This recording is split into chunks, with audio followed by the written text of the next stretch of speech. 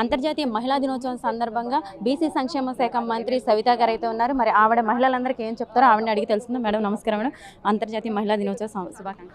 మీకు కూడా అంతర్జాతీయ మహిళా దిన శుభాకాంక్షలమ్మా. మరి ఈరోజు ప్రపంచవ్యాప్తంగా ఉన్న మహిళలకు, మరి ఆంధ్రప్రదేశ్లో ఉన్న నా తోటి మహిళలందరికీ మహిళా దినోత్సవ శుభాకాంక్షలు తెలియజేస్తున్నాం.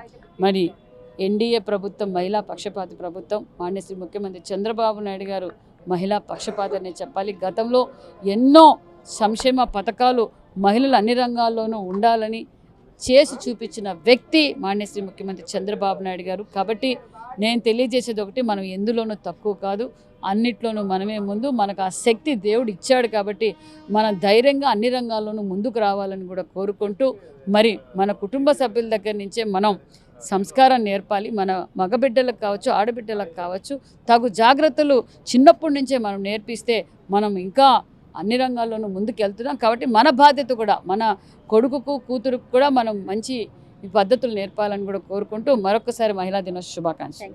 మరి మనమే కాదు, మనం పిల్లలకు కూడా మంచి నేర్పించాలి. మనం నేర్పించేదాన్ని బట్టే మన పిల్లలు కూడా ఉంటారని మంత్రి సవిత అయితే చెప్తున్నారు.